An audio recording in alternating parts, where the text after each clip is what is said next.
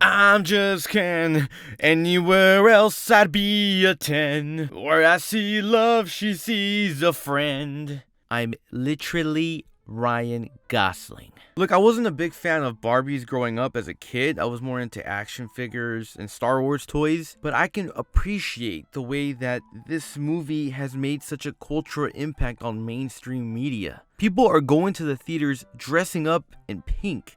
Like, I haven't seen people this excited about a movie release and dressing up since like maybe Star Wars. And I can really appreciate that. I wish that happened more often in the cinema. Also, the fact that this movie released at the same time as Oppenheimer and much of the same audiences were excited about that same movie. And the fact that this is creating a discussion, like people are trying to see which movie they'll see first for a double feature, Barbie or Oppenheimer. I think that's really cool. It's just something I wish was done more often in the cinema. So this movie directed by Greta Gerwig, did I like it? Did I hate it?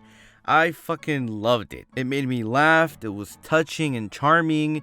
And more than anything, it was beautifully shot. There were some really cool shots by, apparently the director of photography is the same guy that worked with Scorsese on Killers of the Flower Moon.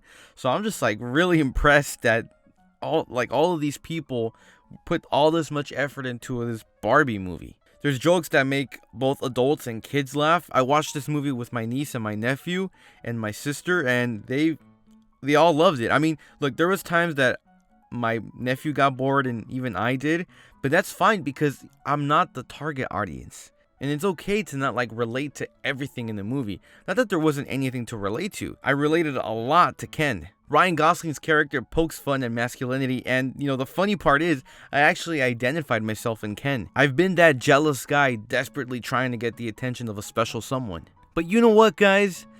I got something to say. I'm Kenough. Okay, I'm Kenough, or however the fuck you say that. I'm gonna get myself one of those hoodies, because this dude's style was off the charts. Also, Greta Gerwig. I mean, the fact that she was like making references to other Warner Brothers movies like Zack Snyder and The Matrix was awesome. This movie was self-aware and had a great message for little girls and kids and just adults in general. And I can appreciate the fact that Greta Gerwig used a lot of practical effects.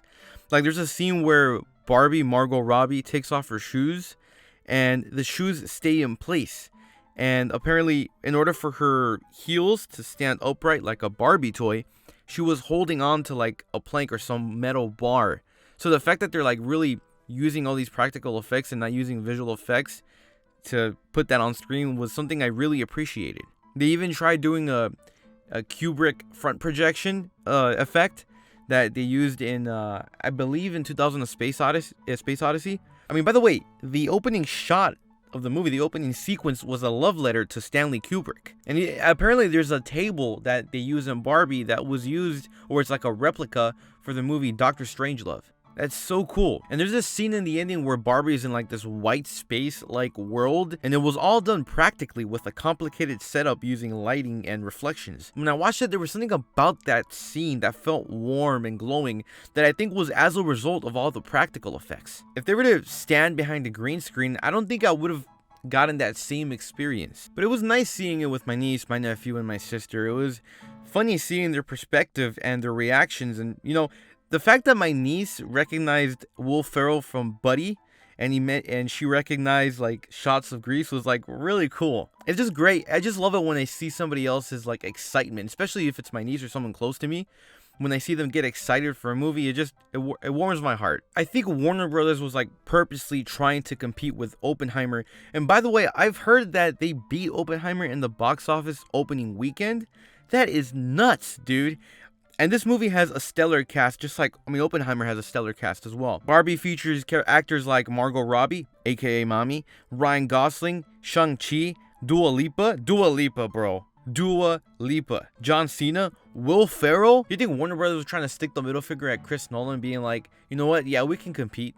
We can compete, son. I don't give a fuck. I'm loyal to Chris Nolan, but, Barbie was something special. And I like the fact that they introduced a musical aspect to the movie with Ken's songs and the dance choreography. Margot Robbie, Shang-Chi and Ryan Gosling were killing it on the dance floor. It kind of reminded me of movies like Grease and La La Land. And dare I say, is this movie the modern Grease? I also like the fact that they used songs from, I think, the early 2000s, I might be wrong, from groups like Matchbox 20 and Indigo Girls. Like, I had never heard of these songs, but it's great to be exposed to new music from a different era. You know, from like the caveman times, like the year 2005. So, Barbie, do I recommend you watch this movie? Absolutely. Go to the theaters, dress up in pink, make it a whole thing, do a double feature. I'm really disappointed I didn't get to do it as a double feature with Oppenheimer. But hey, it is what it is. I'm gonna go watch Oppenheimer in 70mm IMAX later this week. So I'm excited for that. But if you enjoyed this video, consider liking and subscribing. I'll be posting more videos like this one. My name is Ken. I'm just Ken. Cut me some slack. You don't want me back, bitch. All about you.